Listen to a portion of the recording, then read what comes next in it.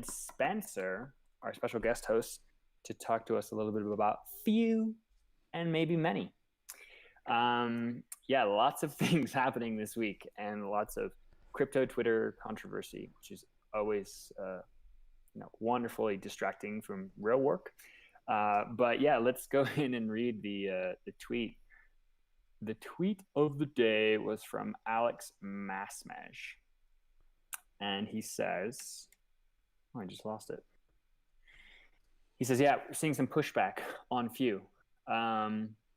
Mostly it was a joke, just an experiment, a social experiment. And what else did he say here? Okay. I don't even know what's going on myself. There's no liquidity. No one was harmed. This is a joke.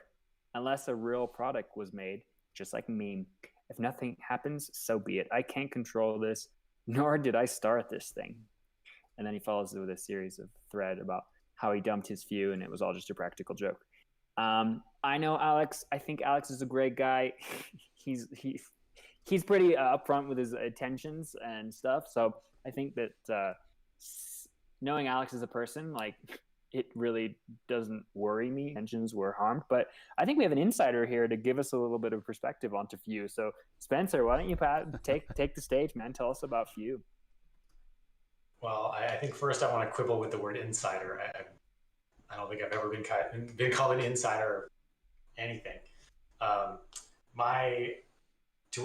To the degree that I had any role in this. So I guess maybe to set the stage really quick. So few was this thing that happened yesterday. It was a Telegram channel, effectively, that originally started as a private channel. I got invited by a friend.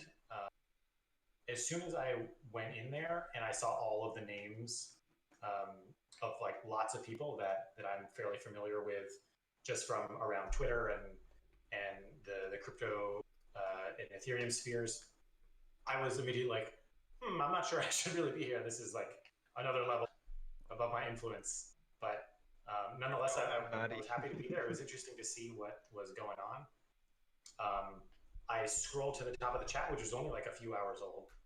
And it was just a bunch of chat. Like, hey, there's this thing we want to do. We don't even know what it is. Let's do it. Let's get hype. And at that point, I was just thinking, okay, all right, thank you, friend, for inviting me to this thing. It's interesting to see all of these people kind of just at the start of something. And I was sort of interested to see what would happen. Where I started to have a little bit of a different feeling was a form that you needed to enter your ETH address into to get the airdrop.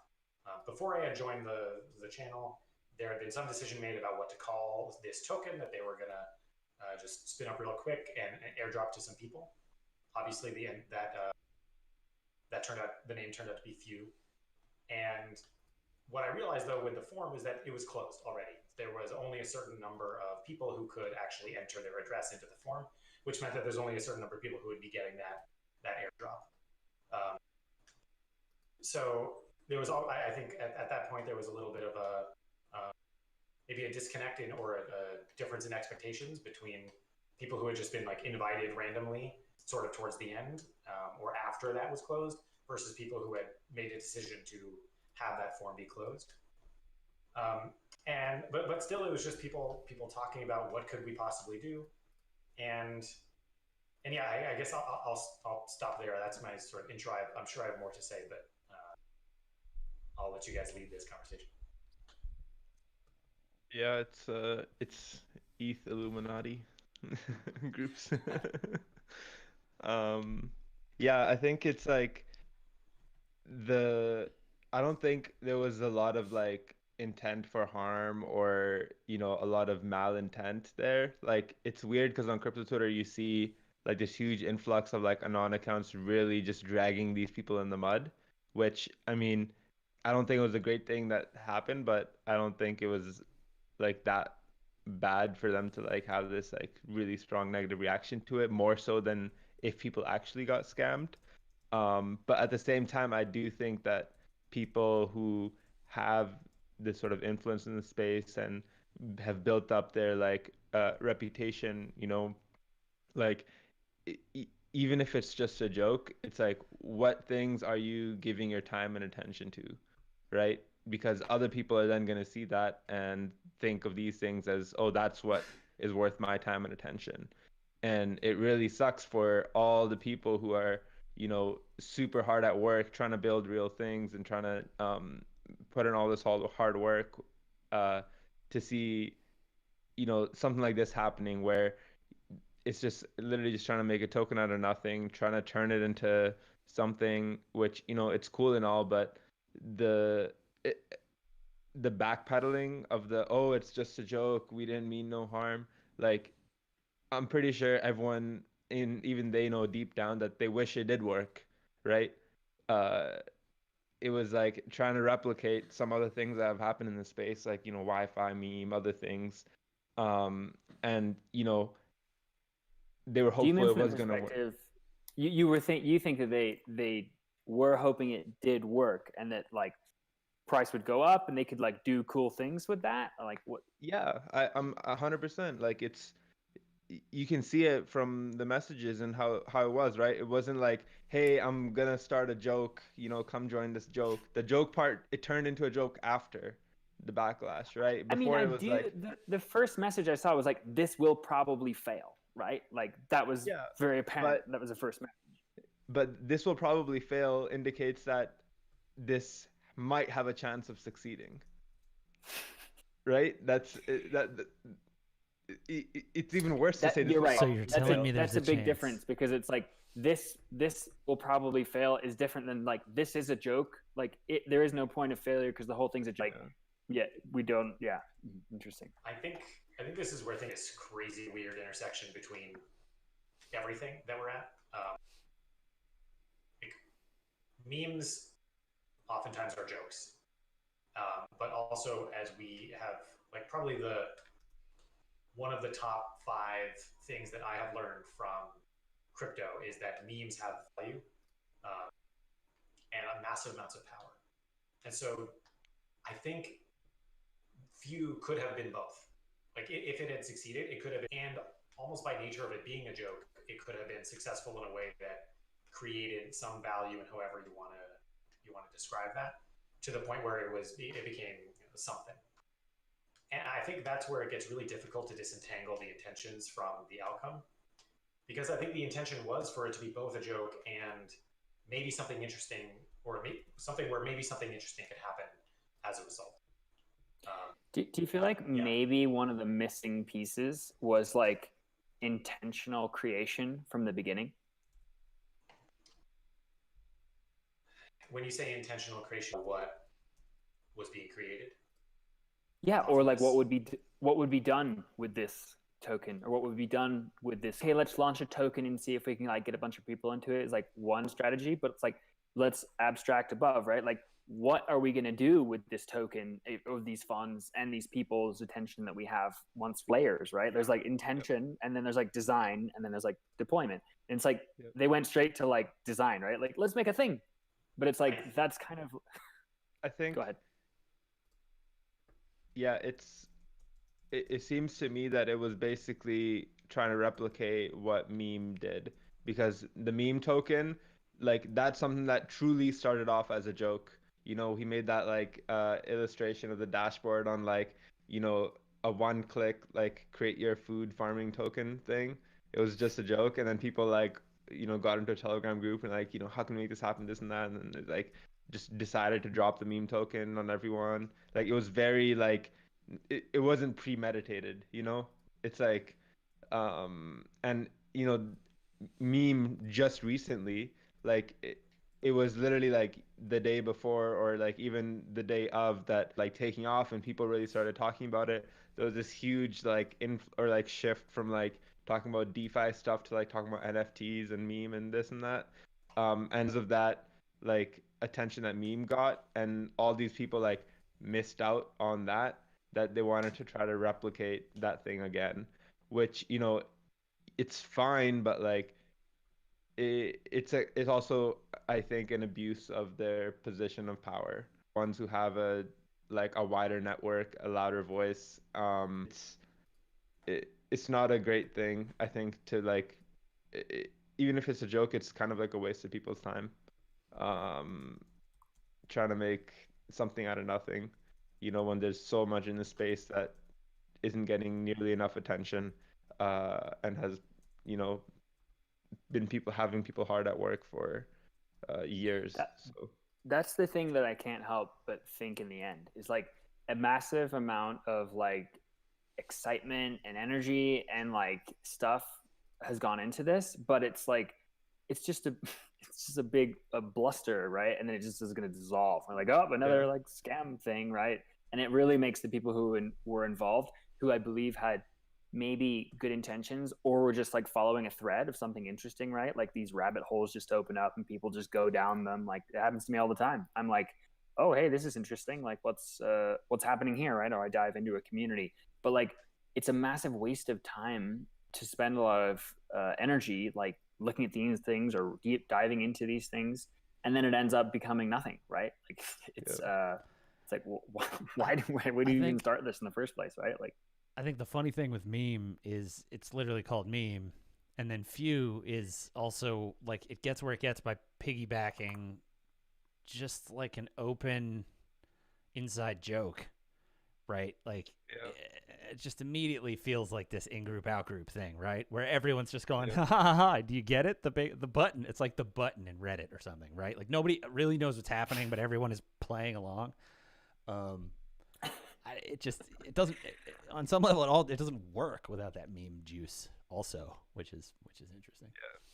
But yeah. It's like the name few has like elitism to it, which doesn't have a good taste, in my yeah, mouth, to be yeah, honest. yeah, totally. And And like if anything, I'm the glad that it killed the few meme, because now no one's gonna care about few. Uh, yeah, don't say few anymore. Like it's not cool to say few anymore. Several. a plurality. Many. I mean, who knows about many though? Many. I I have no knowledge of many other than that it has sprung up as this response. That's the extent of my knowledge. Well, I think many is. I'm pro many and I'm anti few. Just so people know. That's great. Well, I think it's really interesting and it's good stuff to kind of work through and think about. But like to the Ethereum community, like intentionally create, design things that have like long lasting value and that bring people like insights and opportunities and wisdom. Don't just create shit coins for fun. Like there's no point in doing that. I mean, maybe there is, but like, If I may, I want to add what a do you little think? little bit of nuance to that. I think open-ended experimentation is an incredibly valuable thing. There's so much that we don't know, and there's so much that is incredibly hard to create. Like there's so many things that exist today, both in crypto and more broadly, that we wouldn't have if somebody wasn't just playing around. And so I think that I want to support experimentation and what we could call like serendipitous design, where that becomes like in combination with intentional design. Where that gets dangerous is when it starts to encroach on something that is taking from others or potentially harming others. And I think that is where few probably went awry with the sort of cryptic Twitter shilling that started to happen. I think if that had not happened and sort of the Telegram group had kept going, something interesting could have come of it without having to risk harming others. To add to your lesson, like let's support open-ended innovation as long as we're not harming others. I love it. I think it's great. Thanks for nuancing my statement. Well, thanks for coming on. Thanks for sharing that, Spence. Really appreciate the feedback as an insider, few insider, as I'm going to call you. I think few transitioning to many, that brings us to our great next segment. We have invited some amazing folks from the Trust, a graphic novel project, to come on and talk to us about what they're working on, to share a little bit about the impact of that project. I saw some really great teaser videos on YouTube. So I'd like to hand the stage over to Chief and Ann Connolly from the Trust Project. Amazing. Hi, can you hear me? Yes. Awesome. And Chief, are you there? It looks like you're muted. If you click your username, you should be able to unmute yourself. So for those of you who don't know me, I'm Anne Connolly, and I am in Canada, and my co-author Chief is in Nairobi, Kenya. We're working together on a really cool graphic novel project. And essentially, it's a fun and exciting way to teach kids about blockchain technology. And so the goal really is to be able to around the world, but primarily in Africa, and just inspire them about this awesome industry and the technology that we're building, and get them to become crypto owners and developers and entrepreneurs. So it's a very exciting project. Chief, are you able to talk a bit more about it? Yes. Can you hear me? Yes, that's great. Excellent. Hi, thanks for having us. This is a really exciting project, as I'm sure you were able to tell through watching the trailer. And Anne approached me about a year ago or so now. And, so many of the ideas behind crypto, I was already in line with. The process of making animations is it's a team sport. It's not something that somebody can do very easily alone. So we already work in communities. And I already knew a little bit about crypto, but I wouldn't consider myself to the community. So it's been a learning process, and that learning process communicated to somebody else who has no. So in the process of learning, I was just discussing these for this technology that already culture. And so I came up with the idea of the Wahenga necklace, which you saw in the animation. And it's a very recognizable thing for those of you who may have traveled to Kenya, or if you have not, even if you've seen a little bit about Kenya, it's very iconic and everybody wears it. So I created this universe, and part of the reason why especially pastoralist communities wore a lot of this was to communicate details about the clan, where they a lot of other information, which is unfortunately some of it is being lost now. But I thought it was a really good analogy to a decentralized and immutable record, and you keep track over time, and you're able to pass that record on to other people who come on later. And the rest of it is just the magic of storytelling. I've dropped some of Chief's art in the chat there if you want to take a look. And Chief actually just recently animated the first chapter of the book. So the YouTube video is there. And I absolutely recommend that you take a look. It's so incredible. And it really tells the story of the impact of blockchain, through the eyes of a Kenyan woman, which is something that we don't often see in blockchain education. I think it's a massively impactful initiative, and I'm super excited that we were able to, Metacartel was able to support this project, because it's something that we often talk about impact, right? And how the technology that we're creating can create impact in the world, especially like then we see so much attention and focus on the Western world and on the financial markets. And so it's like, this is bridging the gap between the people who need these technologies, in my personal opinion, but like really going on the ground and like evangelizing and educating people. Like, I love the analogy. I got it right away, right? Like the necklace is the immutable ledger of information that's passed on between the members of India. Yeah, I think I'm glad you liked it.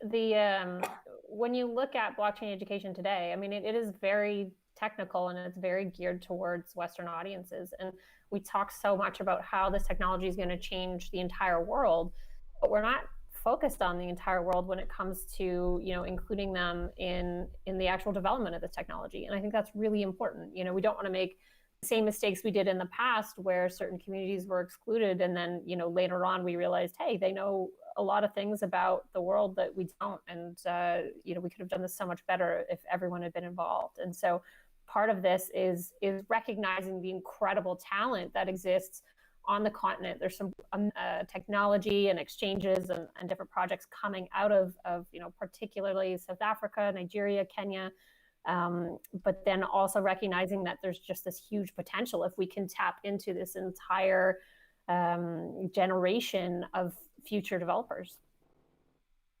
Yeah, I like to give myself as an example, because honestly, before interacting with Anne, my knowledge was very sketchy. I knew about blockchain and Bitcoin, but I didn't know all the use cases. I didn't see its potential in land use, for example, in identity, for example. And quite frankly, even the political implications outside of that, especially where you have so much power concentrated in ex-colonial states, the impact is massive. And if you look at the places in the world where you have vulnerability to hyperinflation, and that you're going to need this, we always discuss that it would be useful to someone in Kenya versus someone in Canada, where systems are already functioning close to 100%. Yeah, it's very true. We have, like, in the Western world, we're kind of like, we're not as motivated to transition into these systems. That's why it's like mainstream adoption maybe is like less of a priority here, right? Because we have a lot of like safety protocols in place, but like mainstream adoption could happen massively there, because it could help people and stabilize their local currency or create like mini economic systems that are within certain communities that could really work, and it could really work for the people there. Those are the things and the places I want to see more experiments happening. There's a massive entity in the continent that is like there being three. We just saw a proposal recently come through the DAO to support hackathons in I don't know what part of the country it was in, but it was bringing developers and bringing developers just in general into hackathons so they can have good like training to like participate in the projects and the protocols. Yeah, we went from no phones to cell phones. We just legacy systems. Yes, and then very quickly within I think we were one of the first countries in the world to adopt a way. And we didn't. For us who were living inside this vortex, we didn't think of it as an accomplishment. It was just something that was necessary. Today, banks still serve a very tiny example where I live. We are bought between 20 mortgages. So that tells you that their target economy, very, very narrow. And, that whole unbanked segment is just being eaten up by, digital currencies like M-Pesa. And since the legacy systems had no interest in form. My experience working as an entrepreneur all these years, Go ahead, Hammad. Yeah, I was gonna say we always talk about going bankless here and making the transition from banks to bankless, and in Africa it's like it already is bank, more room, and it's you don't have the sort of the weight transition people out of to adopt, leapfrog all of that and have that like strong foundation on like blockchain crypto first economies, and especially for these up and coming generations. I always talk about how the younger generation is really what's going to drive blockchain adoption forward, because they don't have this like deep expectation of how the financial system makes sense. And I think in places where there isn't financial infrastructure or a lot of existing systems in place, it's much easier for them to pick up on what these things are. And if you don't have a mortgage supposed to work, how is a loan supposed to work, how are all these things supposed to work? And yeah, for that reason I think it's push forward adoption.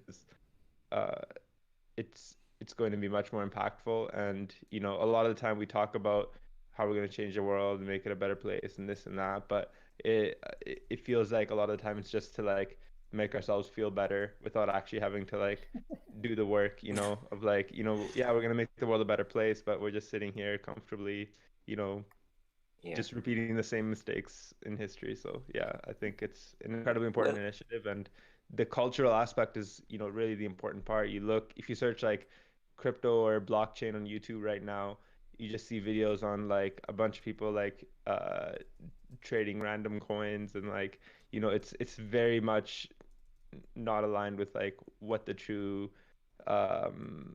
ethos of the space is. And that's MetaMedia, we started this for that reason, is to like show more of the human side, tell more stories, talk more about the impact it'll have rather than just talking about the technology, the algorithms and the ledger.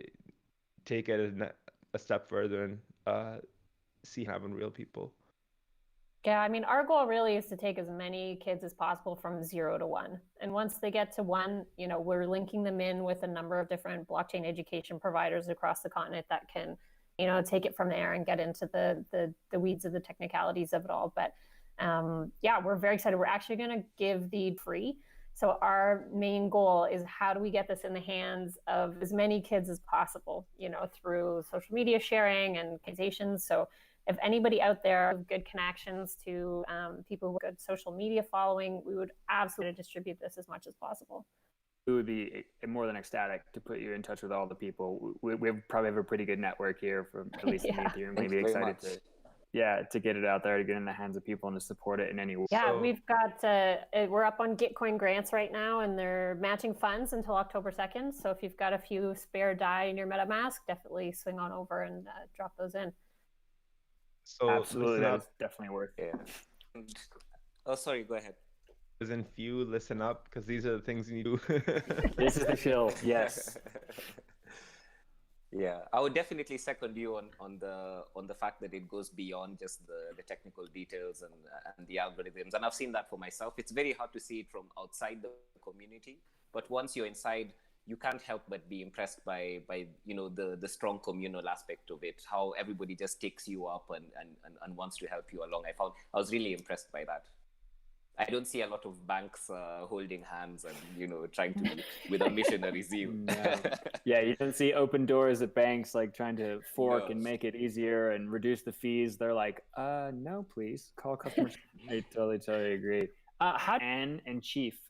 Is there some previous relationship there, or were you connected through this? So we met in 2016 at a Singularity University, which is kind of this education center meets think tank out of Silicon Valley that teaches you essentially how to use technology to impact 1 billion people or more.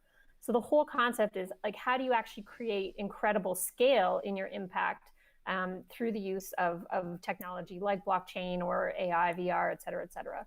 And so we actually went through this 10-week boot camp at NASA Ames Research Park and really reprogrammed our thinking about how impact happens and the scales that we need to be looking at to solve some of the world's greatest challenges. So we actually connected there. And then, Chief has done some incredible work with his art to, do a lot of activism within Kenya. And I had come in with, previous work in humanitarian aid and blockchain and achieve something really great together. And that was the beginning of all of this. That's great. That's an awesome backstory. Actually, a totally unrelated side note, I've wanted to go to Kenya for many years because Mount Kenya is a wonderful mountain for climbing. So in Kenya, and maybe we can climb the mountain together. Climbed it before. It's definitely an experience. You're my guide. Yeah. 100%. Well, thanks so much. I don't want to be in touch with me. I can connect you with many, many good, amazing people who will be super excited to share this. And folks who are watching, go and support Trust, the graphic novel. These guys are doing some amazing work. The link is going to be in the open chat channel there. And is there any other calls they can help support you or connect with the project? Or donate and share and just help us get the word out about the graphic novel and get it in the hands of as many kids as we can. Amazing. Thank you so much. Thanks, everyone. Take care. Thank you for hosting us. Of course. Yeah. Well, guys, I think we'll keep it nice and short and sweet today. It's been awesome. Lots of happenings, but I'm glad that we got to focus on some essential topics and at two ends of the spectrum. I think it's quite interesting. So yeah. Good stuff. Cool. Any other closing thoughts? I love it.